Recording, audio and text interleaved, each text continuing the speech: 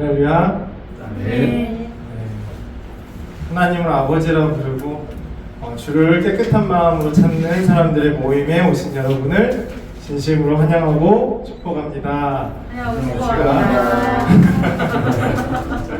자, 기도하고 예배 시작하겠습니다. 하나님 아버지, 이번 한 주간도 주님의 섬세하신 함께하심으로 힘을 얻고 살아왔음을 고백합니다.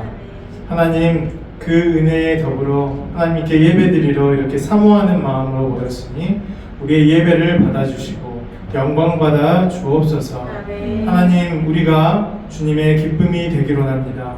찬양과 기도 그리고 하나님의 진리의 말씀을 들을 때에 우리의 영혼이 감격하고 하나님과 교제하는 귀한 시간 되게 하여 주옵소서. 감사하며 예수님의 이름으로 기도합니다. 아멘. 주님께서 우리를 빛으로 부르셨습니다. 빛으로 부르시고 그 빛을 일으키시기 위해 우리와 함께 하신 주님의 사명을 생각하며 함께 찬양하겠습니다. 주님이 우리를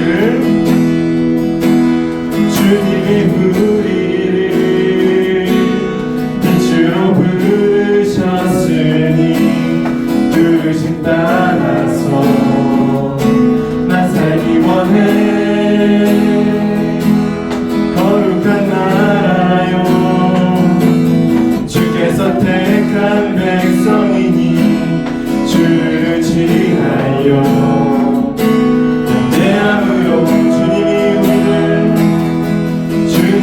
우리를 빛으로 부르셨으니 부르심 따라 살기 원해.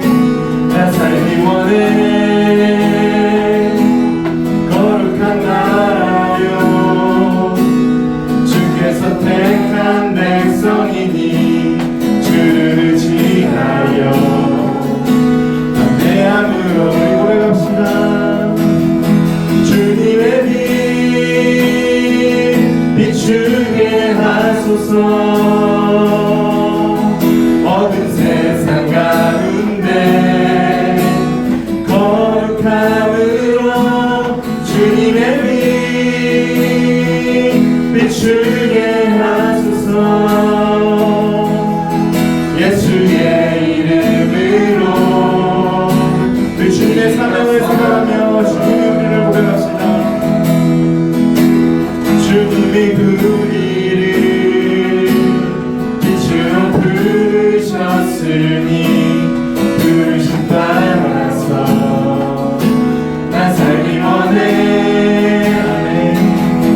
거룩한 나라요, 주께서 택한 백성이니 주를 지하여 담대한 주님의 빛을 선포합시다. 주님의 빛 비추게 하소서. 어두운 세상 가운데 거룩함으로 주님의 빛 비추게 하소서. 예수의 이름으로 빌어 주님의 빛 비추게 하소서. 어두운 세상 가운데 거룩함으로 주님의 빛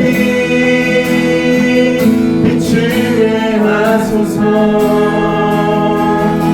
예수의 이름으로 일어서도록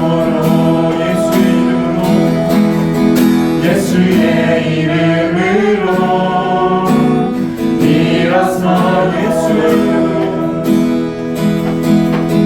예수의 이름으로 일어서도록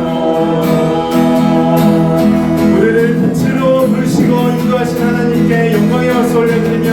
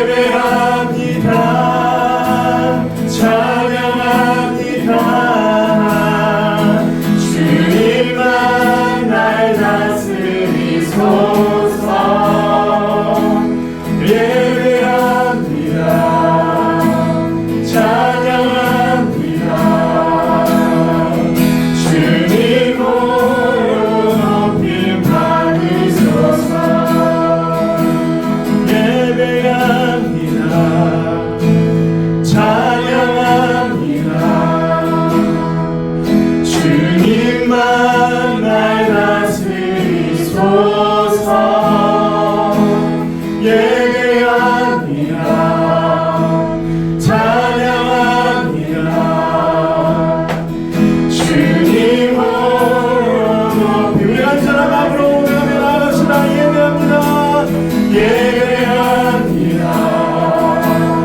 찬양합니다. 주님만 날 다스리소서. 예배합니다. 찬양합니다. 주님으로 높임 받으소서. 십자가의 보혈, 십자가의 보혈, 완전하신 사랑 힘입어 나갑니다.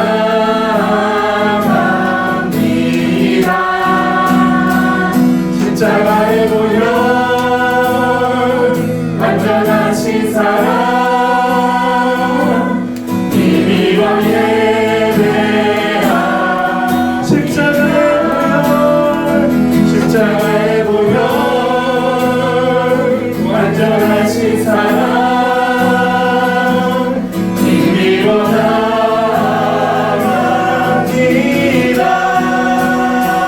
십자가의 보혈, 완전하신 사랑 힘입어 예배하. 우리 고백합시다. 십자가의 보혈, 완전하신 사랑 힘입어 나갑니다.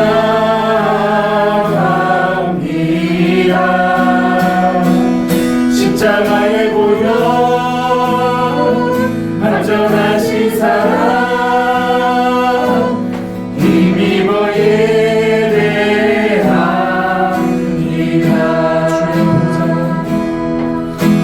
주의 보좌로 나갈 때 어떻게 나가야 할까?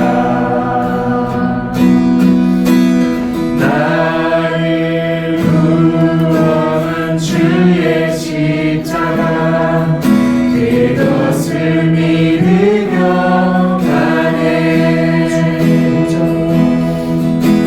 주의 보좌로 나갈 때 난 여전히 부족하나. 나를 부르신 주의 그 사랑, 그것을 믿으며 가네. 이 시간 기도하며 나아가겠습니다. 하나님, 나의 나는 것은 오직 주 예수 그리스도입니다. 하나님 아버지, 지금도 여전히 우리는 주님께 나아갈 자격이 없습니다. 하나님, 죄인이 하나님 아버지께 나아가기 위해서는 오직 길이요 진리요 생명이신 예수님만으로 가능합니다. 하나님, 이 시간 예수 그리스도가 우리에게 임하는 시간 되게 하여 주옵소서. 성령님께서 이미 우리와 함께 하신 그 은혜를 오늘 더욱더 풍성하게 누리게 하여 주옵소서. 하나님, 우리의 부족함을 보는 것이 아니라 하나님의 위대하심을 보는 귀한 시간이 되게 하여 주옵소서. 하나님, 우리의 모습을 보는 것이 아니라 하나님의 존귀하심을 보는 시간이 되게 하여 주옵소서. 이상 그 기도 제목을 가지고 간절히 기도하며 나가겠습니다. 주여,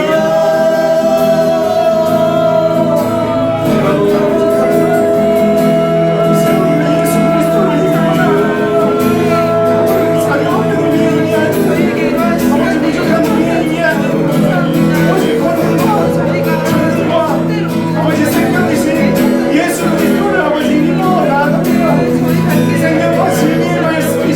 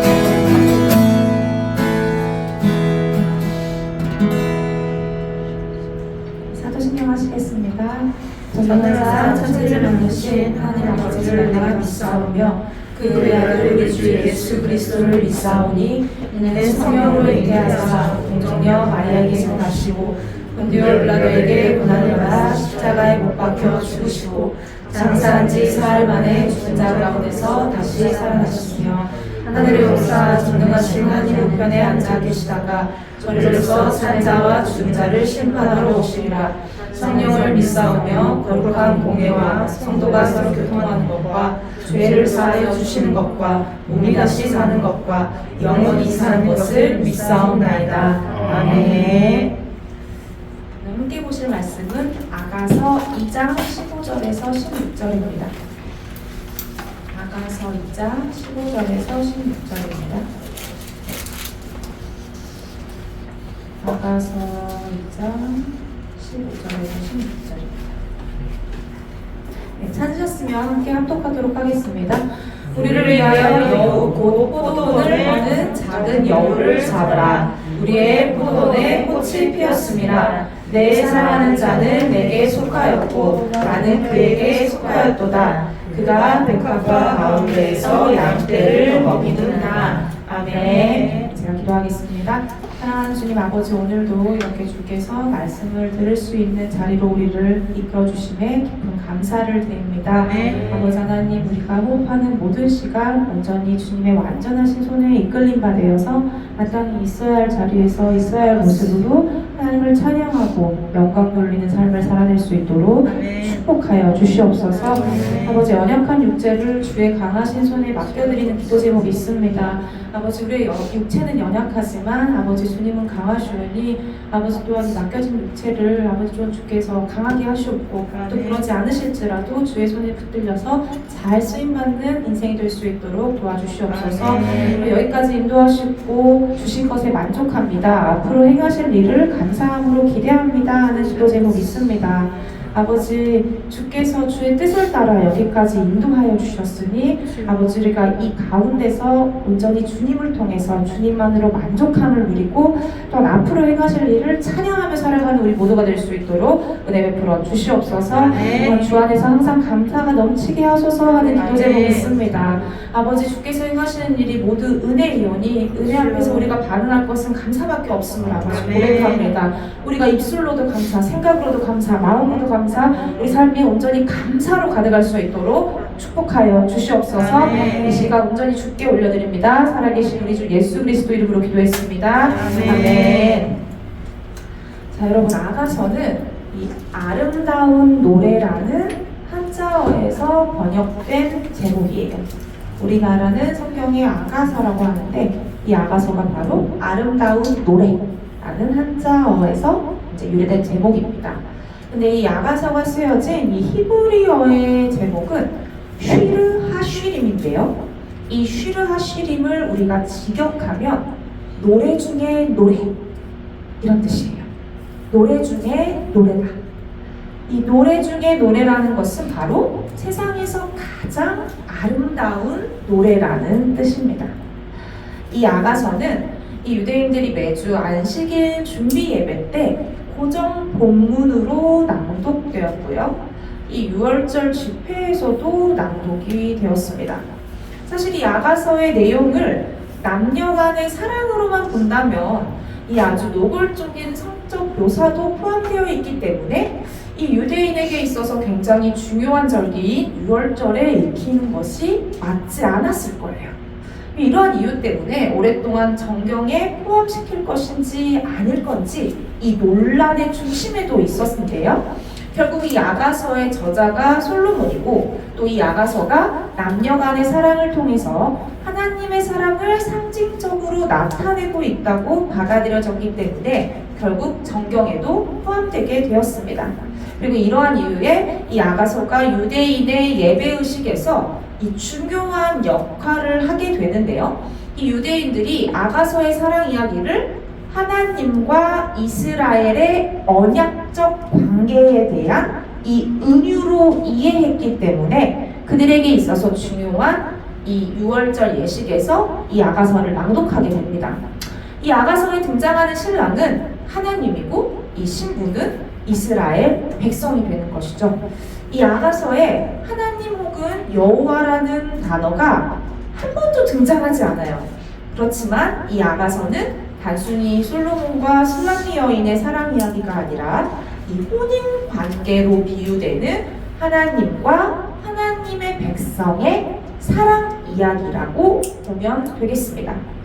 그래서 또한 이 유대인들은 아가서를 부부간의 사랑에 대한 이 올바른 방향을 제시해주고 있는 책으로 이해했어요. 이 하나님께서 만드신 가정의 그 부부의 모습을 바로 이 아가서에 나오는 이 솔로몬과 이제 술람미 여인의 이 관계로 이제 비유했는데 그 안에 많은 일들이 있습니다. 짧지 않은, 어떻게 보면 짧죠. 또 성경의 전체에 보면은 짧지만 짧지 않은 이 아가서에 술람미 여인과 이 솔로몬의 지고지순한 사랑의 스토리가 전개가 되는데 그들이 갈등도 겪기도 하지만 결국 이 뜨거운 사랑으로 이겨내는 내용도 나오죠. 그래서 그들은 이 책을 통해서 하나님께서 정해주신 부부 생활의 축복을 발견하려고 했어요. 그래서 유대인들은 이 책을 성인이 되기 전에는 읽지 못하게 했다고 합니다. 그리고 이 히브리 성경에는 절기 때에 익혀지는 5대 문서가 있어요. 그거를 메길롯이라고 하는데 이제 이게 뭐 두루마리라는 것인데 이 메길롯 안에 아가, 룻기, 에가, 에스더, 전도서 이렇게 5가지가 있거든요. 근데 그 중에 이 아가서가 속해 있습니다. 이 히브리인들이 아가서를 다른 절기도 아닌 이 6월절에 읽었던 이유는 이스라엘을 애굽에서 구원해 주신 하나님의 사랑을 기억하기 위해서예요. 그 사랑을 생각하면서 이 아가서를 낭독하는 것이죠. 노래 중에 노래, 이 제목부터가 이 아가서가 갖는 입지를 말해주고 있습니다. 여러분, 노래 중에 노래라는 거예요. 세상에 별별 노래가 다 있어도 이런 노래가 없다. 이 그 많은 노래 중에 가장 으뜸이 되는 노래가 바로 이 아가서라는 겁니다. 근데 이 아가서에 솔로몬과 술람미 여인의 사랑에 대해서 구구절절 적혀 있는데 그 사랑의 내용이 얼마나 달콤하고 황홀한지 저는 아가서를 볼 때마다 마치 내가 술람미 여인이었다면 얼마나 행복했을까라는 생각을 하곤 했는데요. 근데 이 혼인관계로 비유되는 이 하나님과 하나님의 백성의 사랑 이야기, 바로 이 사랑 이야기가 우리에게 있어서는 이 그리스도와 교회를 향한 그의 사랑을 나타내고 있다고 봐야 합니다. 여기서 솔로몬은 그리스도이고 이 술람미 여인은 바로 교회인 성도가 되는 거예요. 이 참으로 우리가 찬양하며 노래할 수밖에 없는 이 노래 중에 노래가 바로 교회, 바로 이 우리를 향한 하나님의 이해할 수 없는 사랑이라는 것이죠. 우리가 이 아가서를 읽으면서 다른 여인이 사랑받는 이야기가 아니라 바로 내가 우리 그리스도로부터 받는 사랑 이야기라는 것을 알고 이것을 읽어야 합니다. 이 하나님의 이해할 수 없는 사랑에 대해서 우리가 숱하게 들어왔어요. 근데 이 사랑이 이 신약에 와서는 어떻게 나타났을까요? 이 요한일서 4장 9절에서 10절을 보시면 이 하나님의 사랑이 우리에게 이렇게 나타난 바 되었으니 하나님이 자기의 독생자를 세상에 보내심은 그로 말미암아 우리를 살리려 하심이라. 사랑은 여기 있으니 우리가 하나님을 사랑한 것이 아니요 하나님이 우리를 사랑하사 우리 죄를 속하기 위하여 화목제물로 그 아들을 보내셨음이라. 아멘. 이 하나님께서 친히 육신을 입고 이 땅에 오신 것, 그게 바로 이 하나님의 사랑이 우리에게 나타난 바 된 것이죠. 똑같은 비슷한 구절이 있죠. 하나님이 세상을 이처럼 사랑하사 독생자를 주셨다. 우리가 전에 아헤부 할 때도 이 구절을 살펴봤잖아요. 여기서 사랑한다는 아헤부, 그리고 이게 뭐죠? 갑자기 헬라어로는 아가파오예요. 이 아가서에서도 제가 이 솔로몬과 술람미 여인의 사랑을 얘기할 때 아헤부를 썼다, 이것을 헬라어로 번역할 때 아가파오를 썼다, 이렇게 얘기했는데 단순히 이 아헤부와 아가파오는 남녀 간의 사랑이 아니라 바로 하나님께서 우리를 사랑하신 거라고 했잖아요. 그리고 로마서 5장 8절에서도 우리가 아직 죄인 되었을 때에 그리스도께서 우리를 위하여 죽으심으로 하나님께서 우리에 대한 자기의 사랑을 확증시키셨다라고 얘기하고 있어요. 이 뜨거운 사랑, 이 불같은 사랑이 이 신약에 와서는 죽음으로 죽음을 이기신 이 놀라운 사랑을 부활하심으로 또 나타내고 계신 거예요. 그리고 자격 없는 자를 사랑하신 것. 우리가 그를 사랑한 것이 아니라 그가 우리를 사랑했다 라고 이렇게 정확하게 이야기하고 있죠. 이 성경 전역에서 하나님의 사랑을 말하고 있는 거예요. 이 모든 천지를 창조하신 것부터 구원과 재림, 또 이 새하늘과 새 땅까지의 이 모든 것이 바로 하나님은 사랑이시다. 근데 그 사랑의 구구절절하게 노래 중에 노래로 나타난 게 바로 이 아가서라는 거예요. 그렇기 때문에 우리는 성경 전역만이 아니라 만물을 통해서 예수 그리스도를 알 수 있고, 그 말인즉 만물을 통해서 사랑을 느낄 수 있다는 거예요. 그런데 그 중에서도 특별하게 이 하나님의 사랑을 실제 남녀 간의 이야기를 통해서 우리가 더욱더 쉽고 우리가 더 느끼고 또 이해할 수 있도록 알려주신 것이 바로 이 아가서입니다. 이 아가서 6장 8절에 보면 왕비가 60명이요 후궁이 80명이요 시녀가 무수하되, 6장 9절에 이어서 내 비둘기 내 완전한 자는 하나뿐이로구나, 이런 구절이 있어요. 그리고 6장 10절에 가면 아침 빛같이 뚜렷하고 달같이 아름답고 해같이 맑고 깃발을 세운 군대같이 당당한 여자가 누구인가? 이 솔로몬이 술람민 여인을 얼마나 사랑했는지 이 아가서 전역에 대해서 나오지만, 보세요. 이 솔로몬에게 여인이 이 술람민 여인 한 명은 아니었다라는 거예요. 왕비가 60이고 후궁이 80, 거기에 시녀는 무수했대요. 근데 내 비둘기 내 완전한 자는 너 하나다. 왜 그랬을까요? 이 술람미 여인이 그 많은 여인보다 뛰어나게 아름다워서 그랬을까요? 저희가 흔히 사랑에 빠지면 이 사랑은 눈을 멀게 한다라고 이야기하죠. 그래서 우리가 눈에 콩깍지가 아니라 이 눈에 애정 고글이 씌워져서 이 고글이 벗겨지지 않기를 생각하는데요. 이 술람미 여인은 1장 6절에 봤더니 이런 얘기를 합니다.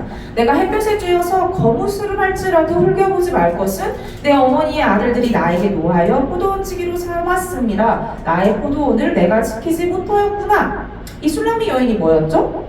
포도원지기였다는 거예요. 그리고 내 어머니의 아들들이 노해서 자기를 포도원지기로 삼았대요. 그러면 이 여인은 그 가족들에게 사랑을 받은 자인가요? 그렇지 않았다라는 거예요. 이 왕의 왕궁에 있는 여인들보다 피부가 검었을 거예요. 이 인간적인 기준에서 여성미도 덜하지 않았을까요? 이 왕의 왕궁에 있는 여인들은 얼마나 본인을 치장하고 가꿨겠어요. 그리고 특히나 이때 지금도 마찬가지겠지만 아무나 왕비가 될 수 있는 것은 아니었겠죠. 이 당시 결혼은 대개 정치적인 정략에 의해서 이루어졌습니다. 그런데 이 술람미 여인은 다른 나라의 왕녀도 아니고 이 어떤 정치적 배경도 없는 시골의 포도원지기에 불과했어요. 반면에 솔로몬은 왕이에요. 그리고 많은 왕후와 비빈을 거느린 자예요. 근데 이 왕이 그 많은 왕과 비빈이 아닌 오직 술람미 여인에게서만 참 사랑을 느꼈던 것입니다. 이 솔로몬 왕의 눈에는 피부가 검은 보잘것없는 여인이 엄청나게 아름답게 비쳐 보인 거예요. 이 아가서 4장에 술람미 여인을 묘사하는 솔로몬의 표현들을 보면 이보다 더한 찬사를 찾기 어려울 것입니다.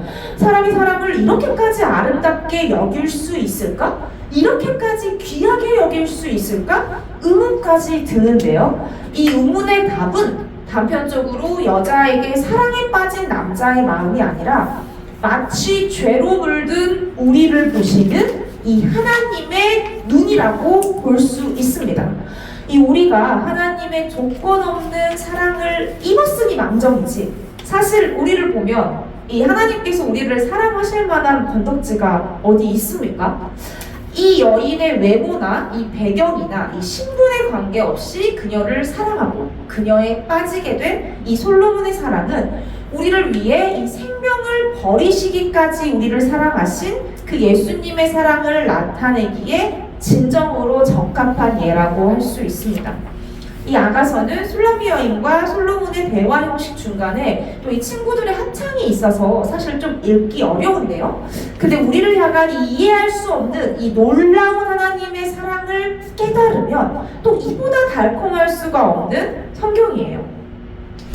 그런데 오늘 본문에서 이 아름다운 신분, 배경, 이 외모, 모든 것을 이겨낸 이 참 사랑, 심지어 죽음까지 이기며 갈라놓지 못한 이 놀라운 사랑의 관계를 방해하는 여우를 잡자라고 말하고 있어요. 이 포도원의 영적인 의미를 구약에서 보면 이 포도원은 이스라엘 민족입니다. 그리고 신약 시대에 와서는 당연히 이 포도원은 교회가 되겠죠.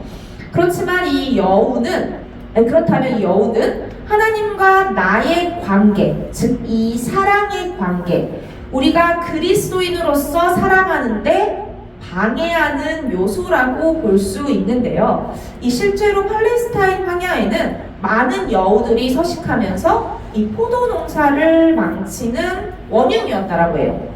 이 꽃피는 봄이 되면 이 여우들이 더욱 기성을 부리는데 이 포도원에까지 땅을 파고 들어와서 심지어 포도 줄기까지도 갉아먹는 일이 있었다고 합니다.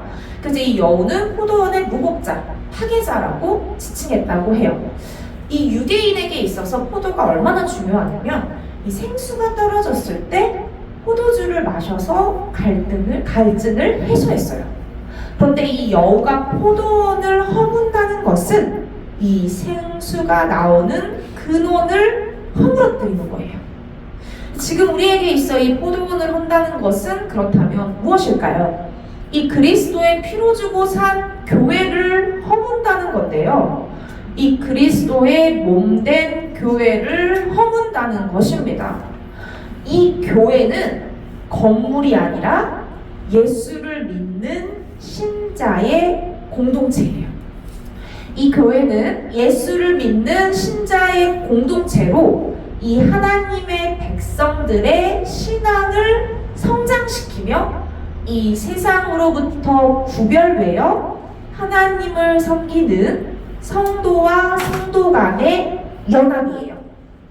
교회는 예수를 믿는 신자의 공동체인데 이 교회는 하나님의 백성을 신앙을 성장시켜요.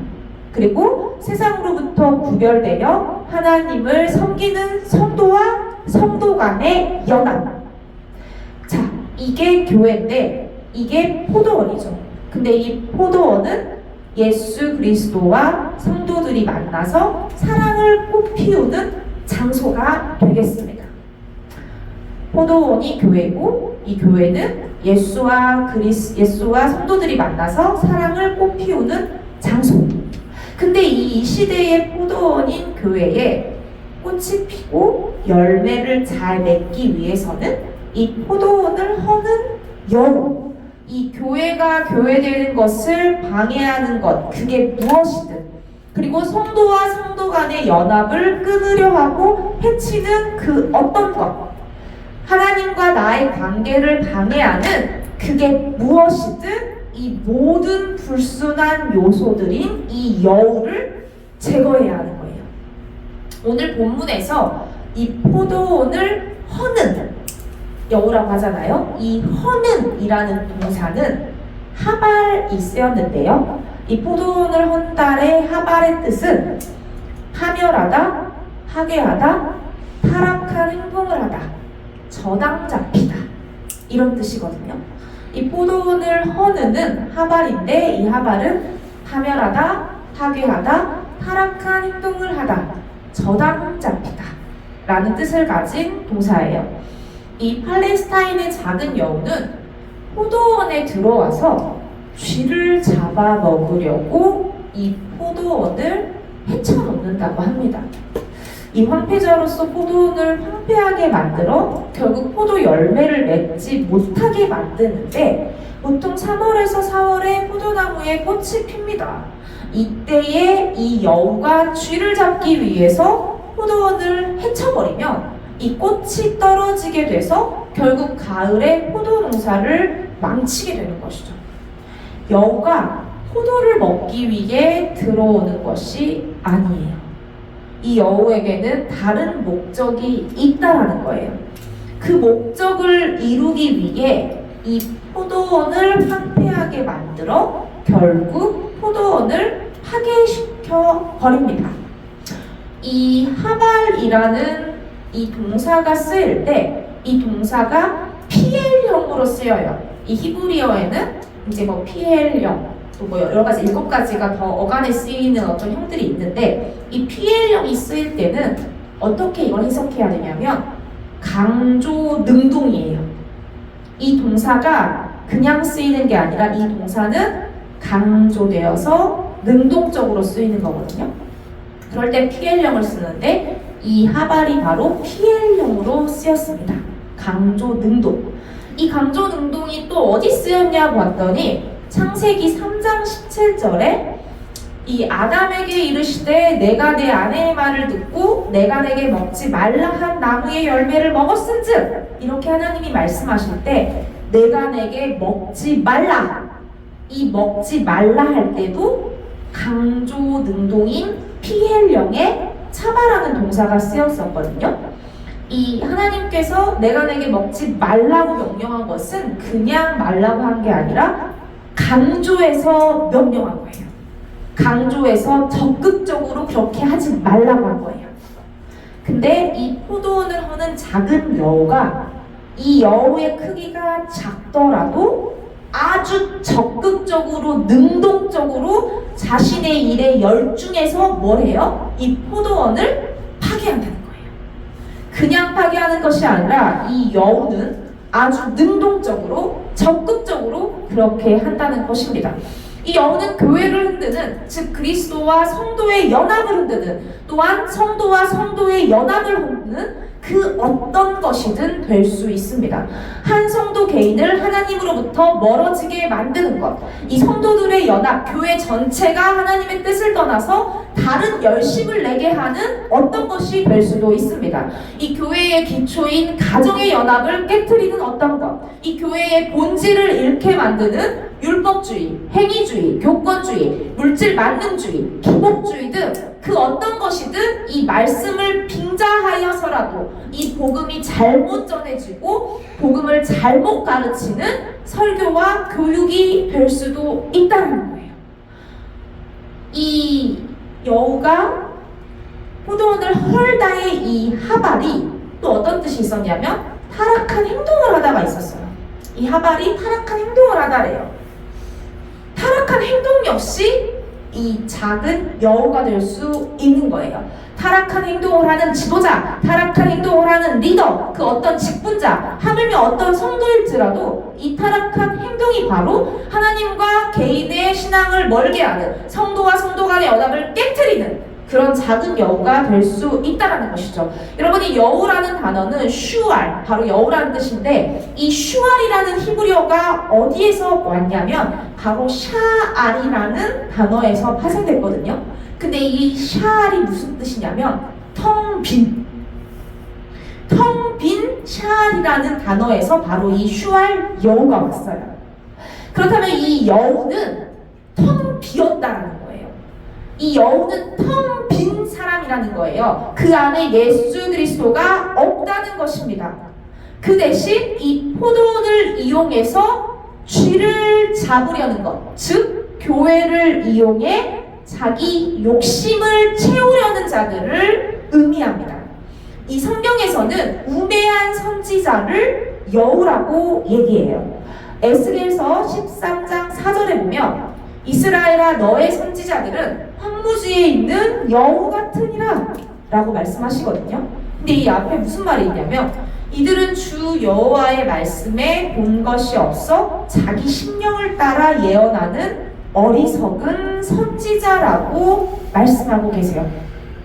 제가 이 새로운 신앙인들을 만나 교제를 하다 보면 정말 깜짝깜짝 놀랄 때가 많이 있습니다.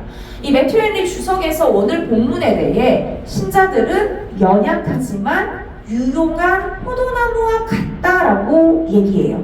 그 열매는 처음에는 연한 포도와 같으며 이것이 완전히 익기 위해서는 시간이 필요하다라고 이야기하는데요.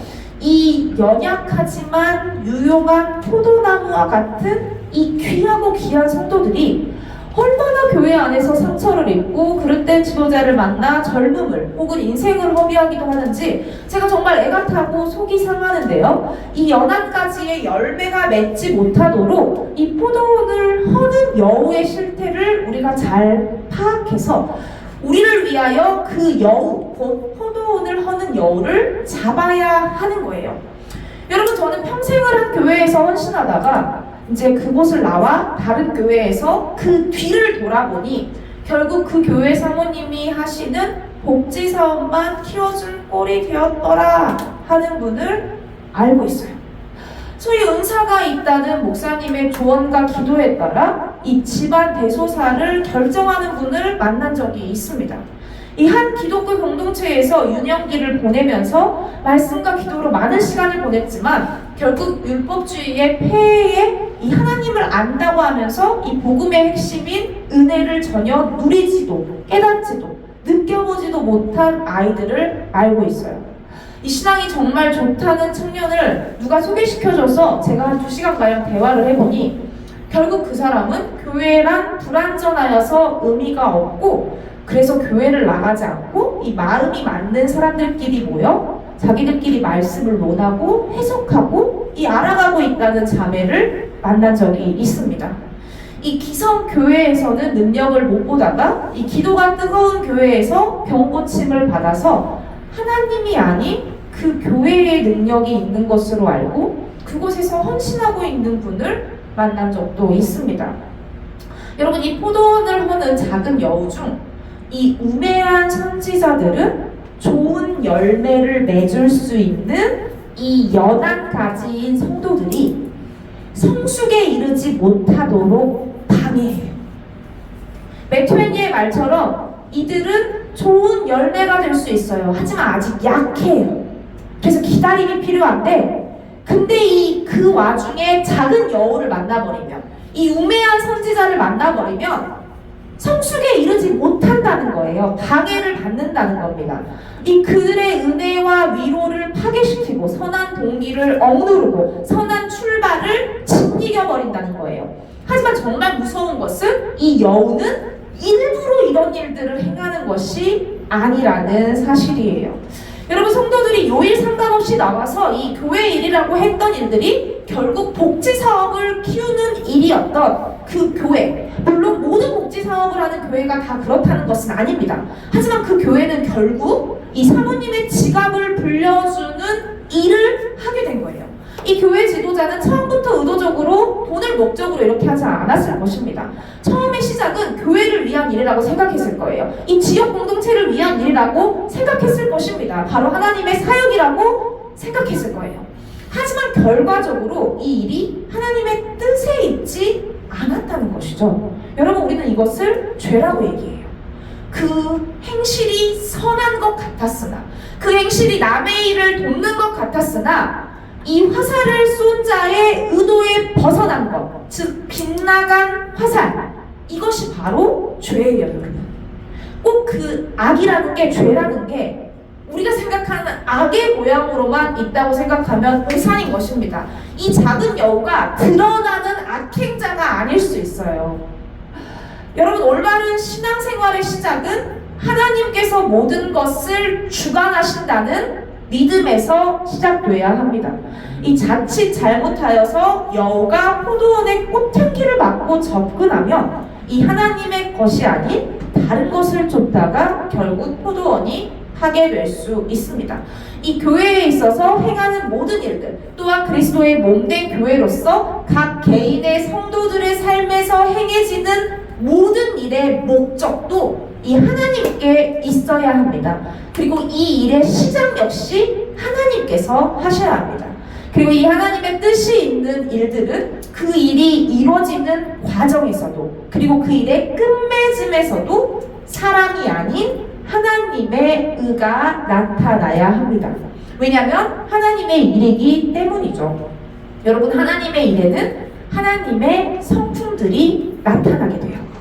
그래서 이 하나님의 일에 참여되는 자들은 그 일 가운데서 어떤 성과만이 아니라 그 가운데에서 하나님을 더욱 배우게 되는 거예요. 이 모든 일에 하나님의 성품이 나타나기 때문입니다. 그래서 이 포도원을 허는 여우를 잡아 이 연한 가지인 우리가 맺게 되는 이 열매는 성령의 열매로서 사랑과 희락과 화평과 오래 참음과 자비와 양성과 충성과 온유와 절제, 바로 이와 같은 하나님의 성품을 따른 열매를 맺을 수 있게 되는 것입니다. 여러분, 포도원을 허는 이 여우가 어떤 일을 그르치는 게 아니라 결국 열매를 못 맺게 하는데, 그 열매가 뭐라고요? 바로 이 성령의 열매라는 거예요. 이 성도들이 사랑과 희락과 화평과 오래 참음과 자비와 양성과 충성과 온유와 이 절제를 못 맺게 방해하는 거예요. 이 열매를 맺지 못하도록 포도원을 허는 여우는 우리에게 의심을 주고 두마음을 주고 불안을 조성하고 심지어 줄기까지 뜯어 먹어버리는 것 같은 절망을 주면서 이 하나님과 나 사이를 가로막으려고 하는 거예요. 우리가 하나님으로부터 더 자라지 못하게 하는 거예요. 내 수준에서 머물게 하는 거예요. 나는 이것밖에 안 돼. 그게 하나님의 거룩하심 앞에서 나의 어떤 죄악된 모습을 깨닫는 게 아니라 우리를 정죄하는 거예요. 우리를 판단하는 거예요. 우리한테 못한다고 하는 거예요. 여러분, 이 작은 여우, 하나님의 사랑으로 자라지 못하게 해서 이 더한 은혜와 더한 선하신 능력을 체험하지 못하도록 막는 이 작은 여우를 우리는 잡아야 합니다. 이 일은 특정 누구만의 문제가 아닙니다. 여러분, 작은 여우가 없는 포도원은 없어요. 왜냐하면 이 포도원에 꽃이 피었기 때문이죠. 우리 밭에 씨를 뿌리셨고 하나님은 그분의 성품답게 성실하게 이 씨를 자라게 하고 계세요. 이 하나님께서 포도원을 세우셨다면 그곳에는 반드시 꽃이 피게 되어 있습니다. 이 꽃이 핀 포도원에는 어김없이 작은 여우가 찾아들 수밖에 없다는 거예요. 이 사탄은 자신의 역할을 충실히 감당하기 위해서 이 열심히 땅을 파고 들어와 이 하나님과 우리 관계를 방해합니다. 이 악인도 하나님께서 적당하게 사용하시는 것입니다. 그렇다면 이 하나님을 사랑하는 일에 이 하나님을 신뢰하는 것을 어렵게 만드는 우리의 작은 여우는 과연 무엇일까요? 이 나의 개인적 신앙만이 아니라 교회 공동체를 흔드는 우리의 작은 여우는 과연 무엇입니까? 이 내 마음에 자꾸 미움과 원망을 갖게 만드는 사람이 있을 수 있어요. 이 나를 자꾸 넘어지게 만드는 특별한 상황들이 있습니다. 이 예배하기 어렵게 만들고 하나님을 섬기는 일에 방해하는 요소뿐만 아니라 이 하나님 앞에서 정결해야 하는 이 성소된 교회인 우리 자신을 더럽히고 이 거룩에서 멀어지게 만드는 부정적인 마음을 주는 쉽게 죄를 짓게 만드는 상황이나 관계가 있습니다. 이 어떨 때는 그냥 우리 일상에 너무 자연스럽게 스며들어서 이미 익숙해진 관계가 바로 작은 여우일 수도 있어요. 또는 이미 일상이 되어버린 일이, 그래서 우리는 그냥 하고 있는 그 일이 작은 여우일 수도 있습니다. 여러분, 우리는 정신을 바짝 차리고 이 작은 여우를 찾아야 해요. 이 작은 여우를 잡아야 바로 포도원에 열매가 맺힐 수 있기 때문입니다. 여러분, 혹은 이 작은 여우가 나 자신일 수도 있습니다. 여전히 내가 주인인 것처럼 행동하는 모든 것, 내가 하는 성급한 판단, 그 어떤 공격 앞에서 반응해서 분노하는 나, 내게 주어진 어찌할 수 없는 환경이 아니라 그렇게 하면 안 된다라는 걸 알면서도 타협하고 이 하나님의 말씀도 하나님의 질서도 법도 다 알고 있으면서 그저 이 익숙한 환경에 눌러앉아 있기를 선택하는 나, 이 작은 여우, 이 포도원에까지 땅을 파고 들어오는 이 나의 죄가 바로 하나님과 나의 그 사랑을 방해하고 허물고 있는 일이 얼마나 많은지 모릅니다. 여러분, 오늘 본문을 통해 우리 하나님께서 지금의 나에게 이 어떤 것과도 비교할 수 없는 이 놀라운 사랑을 방해하고 있는 이 작은 여우를 잡으라고 말씀하고 계십니다. 이 내 안에 있는 악한 변해, 이 막연한 악한 행위, 이 양심을 타락시키고 마음을 혼란케 하는 일들, 이 미덕과 경건을 바라는 마음에 찬물을 끼얹는 듯한 온갖 생각을 잡으라고 말씀하고 계시는 거예요. 여러분의 작은 여우는 무엇입니까? 여러분, 이 작은 야우처럼 여겨지는 사람이 있습니까? 이 하나님과 나 사이를 방해하는 환경이 있나요? 어쩌면 어떤 특정한 행위적인 죄가 아니라 이 하나님을 전적으로 신뢰하지 못하는 우리의 믿음이 이 작은 여우가 아닐까 하는 생각도 해봅니다. 내가 이렇게 분이 나는 이유도, 이 잘못된 환경을 벗어나고자 결단조차 하지 못하고 있는 것도 이 하나님을 온전히 100% 신뢰하고 있지 못해서가 아닐까 하는 생각이 들어요. 여러분, 바람이 왜 부는지, 햇빛이 어떻게 드는지 하나님께 여쭤야 해요. 이 모든 것이 하나님께 있습니다. 여러분, 어떤 상황에서도 하나님께서 약속하신 것은 반드시 이루세요. 이 하나님의 약속을 믿고 환경을 비웃을 수 있는 것이 바로 믿음이에요. 이 지금 당장은 일어나지 않을 것만 같은 일, 이 달라지지 않을 것만 같은 상황, 이 혹은 그런 사람일지라도, 이 보이지 않는 것 같은 소망일지라도 로마서 8장 24절에 보니 우리가 소망으로 구원을 얻었음에 보이는 소망이 소망이 아니니 보는 것을 누가 바라리요? 라고 말씀하고 있는데요. 이 보잘것없는 술람미 여인이 이 승리할 수 있었던 비결이 뭐냐면, 이 술람미 여인의 시선은 늘 왕의 사랑에 초점이 맞춰져 있었기 때문입니다. 보이는 것을 바라는 게 아니고 달라지지 않을 것 같은 상황에서 좌절하는 것이 아니라 바로 이 왕의 사랑에 초점을 맞춰서 승리하는 거예요. 이 도저히 달라지지 않고 벗어날 수 없을 것 같은 상황은 있습니다. 내 힘으로 절대 할 수 없어요. 그런데 이 하나님을 전적으로 의지하면 이 하나님이 하심을 볼 수 있는 것이 바로 우리 인생입니다. 이 하나님의 능력을 의지할 때 이 하나님의 능력을 누리며 살아갈 수 있는 것이죠. 그렇다면 이 하나님을 전적으로 의지한다는 것이 무엇일까요? 오늘 본문 16절에 보니까 내 사랑하는 자는 내게 속하였고 나는 그에게 속하였도다 라고 말하고 있어요. 이 하나님을 전적으로 의지한다는 것은, 그 하나님의 사랑에 눈길을 돌린다는 것은 바로 하나님께 속하는 거예요. 그가 내 안에 거하시고 내가 그 안에 거하는 것. 여러분, 요한복음 15장 5절 말씀이 떠오르지 않으십니까? 나는 포도나무요 너희는 가지라. 그가 내 안에 내가 그 안에 거하면 사람이 열매를 많이 맺나니 나를 떠나서는 너희가 아무것도 할 수 없음이라. 아멘. 이 포도원을 허는 여우를 잡으라는 것은 여러분, 우리에게 무리한 요구를 하고 계시는 것이 아닙니다. 이 우리가 이길 수 없는 죄와의 싸움에서 우리가 그걸 이겨보라는 게 아니에요. 우리가 어떻게 하지 못하는 환경과 사랑 앞에서 이것들을 이기기 위해서 죽어나가라는 것이 결코 아닙니다. 여러분, 우리는 해보지 않았습니까? 안간힘을 쓰면서 그것들과 싸워보려고, 거기서 이겨내보려고, 상처를 받아보지 않으려고, 상처를 이겨내보려고 고군분투해보지 않았습니까? 여러분, 우리는 그것들을 이길 만한 힘이 없어요. 지혜가 없어요. 여러분, 우리는 늘 약하고, 우리는 늘 쉽게 상처받고, 우리는 늘 고통 속에서 어쩔지 몰라 절망하기가 십상입니다. 우리는 원수를 사랑할 수가 없어요. 이 내 스스로는 나를 내어줄 수가 없어요. 그런 우리에게 이 하나님께서 알려주시는 거예요. 이 우리의 포도원에 꽃이 피었으니, 즉 곧 열매를 맺을 것이니 이 열매 맺기를 방해하는 여우를 우리가 잡자. 우리를 위해서 그렇게 하자. 어떻게?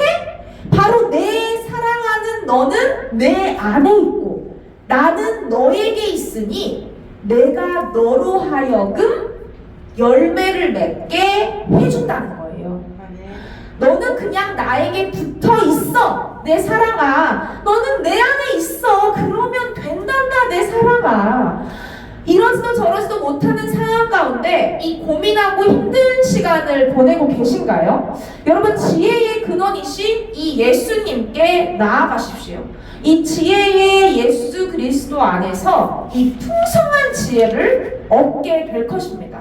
여러분, 이 혼탁한 시대 가운데 무엇이 참된 진리인지 알고 싶다면 이 예수께로 나아가면 되는 거예요. 이 진리로 충만하신 예수 그리스도께서 그 안에서 진리를 깨닫게 해주실 것입니다. 여러분, 관계 안에서, 사건 안에서 판단받고 정죄받고 상처받고 있습니까? 여러분, 긍휼이 넘치시는 이 예수 그리스도께로 나아가면 되는 거예요. 그러면 그분 안에서 우리는 넘치는 위로를 받게 될 것입니다. 받을 수 없는 이해를 받게 될 것입니다. 이 외롭고 인생이 공허하고 이 삶의 의미를 몰라서 허탄함에 갇혀 살아가고 계십니까? 사랑의 주님께 나아가십시오. 하나님께서 이 끝이 없는 사랑으로 채우실 거예요. 우리가 그 안에서 이 사랑의 이유를 알아서 이 삶의 목적을 발견하게 될 것입니다. 여러분, 오직 예수 그리스도 안에서 우리가 그 포도나무의 가지로 붙어서 이 보호하심을 받고 분별함을 얻고 지혜와 성령 충만함을 얻어서 이 포도원을 허는 여우를 잡게 될 것입니다. 여러분, 이 여우가 결코 우리를 해할 수 없을 거예요. 그 어떤 거짓 선지자가 복음을 왜곡하고 우리 믿는 성도들을 왜곡하고 핍박하고 그래서 우리를 헛된 절망 가운데 두려고 할지라도 이 올바른 신앙으로 자라는 것을 막고 이 하나님의 탁월한 성품을 알아 누리는 일에 방해할지라도 이 내 안에 거하시는 우리 주 예수 그리스도께서 그렇게 하도록 두지 않으실 거예요. 여러분, 아가서 1장 5절에 예루살렘 딸들아, 내가 비록 거무나 아름다우니 계달의 장막 같을지라도 솔로몬의 휘장과도 같도다. 이 술람미 여인이 이 예루살렘 여인들과 스스로를 비교하면서 비록 자신은 그들보다 거물지라도 나는 그들보다 더 아름답다고 말하고 있어요. 왜요? 바로 솔로몬 때문입니다. 이 솔로몬 때문에 이 예루살렘의 딸들은 이 왕궁에서 시중을 듣는 시녀들을 가리키는데 이 그들은 거친 들에서 양떼를 돌보는 바로 이 술람미 여인보다 당연히 살결이 희고 아름다웠을 거예요. 그런데도 이 술람미 여인이 자신을 그들보다 더 아름답다고 말하는 것, 내가 비록 거무나 아름다우니 라고 이야기할 수 있었던 것은 바로 이 솔로몬의 사랑을 받고 있으며 그 사랑을 독차지했기 때문이에요. 이 그녀는 자신이 계달의 장막같이 보일지라도 실제로는 솔로몬의 휘장 같다고 말하는데요. 이 계달의 장막이 뭐냐면 이 유목민들의 거처하던 짐승의 가죽으로 만든 천막이에요. 이 유목민들이 거처하던 짐승의 가죽으로 만든 천막인데, 근데 실제로 본인은 솔로몬의 휘장 같다는 거예요. 이 죄가 많고 검은 마음의 소유자들인 바로 우리를 이 솔로몬의 휘장처럼 찬란하고 아름다운 그리스도의 의로 덮어주시고 그 하나님의 사랑으로 가치 있게 만들어 주시는 것을 상징하고 있습니다. 이 우리는 계달의 장막처럼 초라하고 볼품이 없는 거예요. 그런데 주님은 이 우리를 자신의 신부로 택하여 주시고 마치 솔로몬의 휘장처럼 우리를 덮으시고 존귀하게 해주셨어요. 근데 이것을 아무 조건 없이 해주신 거예요. 이 술람미 여인은 그 조건 없이 받은 사랑을 믿고 당당하게 자신의 아름다움을 자랑할 수 있었습니다. 여러분이 하나님께서 이 보리개떡 같은 나를 어떻게 사랑하고 계시는지 더욱 깨닫는 시간이 되기를 바랍니다. 우리 인생에는 포도원을 흘러오는 여우가 계속 있을 거예요. 그럼에도 우리가 안전할 수 있는 것은, 그럼에도 우리가 여전히 아름다울 수 있는 것은 오직 그분의 사랑 때문이에요. 여러분, 숱한 넘어짐 앞에서도 나는 아무것도 아니지만 이 내 안에 계신 예수 그리스도 때문에 우리가 당당할 수 있습니다. 그래서 오직 예수를 자랑하며 살아갈 수 있습니다. 우리는 비록 은혜를 누리다가도 마치 은혜를 받지 못한 자처럼 있고 이 하나님의 성실을 먹을거리로 삼겠다 하면서도 변하고 또 변하면서 살아갑니다. 하지만 이 내 안에 계신 우리 주 예수 그리스도는 여전하신 거예요. 변함이 없으신 거예요. 계속 그렇게 내 안에서 거하고 계신 것입니다. 우리 역시 그 안에 거함으로 그 강하고 능하신 손 안에 이 나의 인생이 붙들려 있다는 믿음으로 살아가기를 소망합니다, 여러분. 우리가 버려져 있는 자처럼, 이 가르침을 받지 못하는 자처럼 계속 미련하게 이렇게 똑같이 사는 게 아니라 이 내 안에 거하시는 이 변치 않는 주님의 뜨거운 사랑을 바라보면서 그분의 성실하심으로 인해 이제 좀 우리가 승리하는 삶을 살기를 소망합니다, 여러분. 이 포도원을 흘러오는 여우 때문에 벌벌 떨고 주저앉는 것이 아니라 여러분, 이 하나님이 일하고 계신다는 그 믿음, 이 하나님이 쉬지도 졸지도 않고 그렇게 하신다는 그 믿음, 그리고 하나님이 내 안에 거하셔서 내가 그 안에 거함으로 이 하나님의 사랑을 계속 받고 있다는 그 믿음으로 우리가 열매를 맺는 삶을 살아가기를 소망합니다. 여러분, 하나님은 이 사랑을 베풀고 계세요. 그 사랑을 단 한순간도 멈추신 적이 없습니다. 여러분, 이 사랑이 없던 시간은 존재하지 않아요. 태초부터의 모든 시간이 그 사랑으로 가득 차 있습니다. 여러분, 이 파도처럼 밀려드는 이 끝이 없는 사랑이 계속해서 부어지고 그 몰아치는 은혜 가운데서 우리가 승리하고 열매 맺기를 축복합니다. 제가 기도하겠습니다. 사랑하는 주님 아버지, 오늘 말씀을 통해서 이 포도원을 허는 여우를 우리가 알기를 소망합니다. 여러분, 우리 삶을 흔들고 그리스도와의 나의 관계를 흔들고 이 성도의 공동체를 흔들고 우리의 관계를 흔드는 이 여우를 우리가 발견하여서 우리가 그것을 가지고 발버둥치는 것이 아니라 우리가 주 예수 그리스도 안에 거함에, 그가 내 안에 거하심에 오직 주 예수 그리스도로 인하여서 그것들을 이기고 또한 그것들로부터 자유하여서 우리가 성령의 열매를 맺으며 살아갈 수 있도록 축복하여 주시옵소서. 아버지, 우리가 매 순간 부어지는 하나님의 그 사랑, 끝이 없는 사랑, 그 놀라운 사랑, 그 멈추지 않는 그 사랑을 더욱더 누리기를 소망합니다. 우리가 그래서 그 안에서 안전하기를 소망합니다. 비록 우리는 거무나 아름답다고 말씀하시는 그 사랑 안에서 우리가 당당히 나아가기를 원합니다. 주께서 이미 승리하셨으니 우리가 승리하며 살아가기를 원합니다. 아버지, 우리가 그 안에서 자유하고 참된 복을 누리게 허락하여 주시옵소서. 살아계신 우리 주 예수 그리스도 이름으로 기도했습니다. 아멘.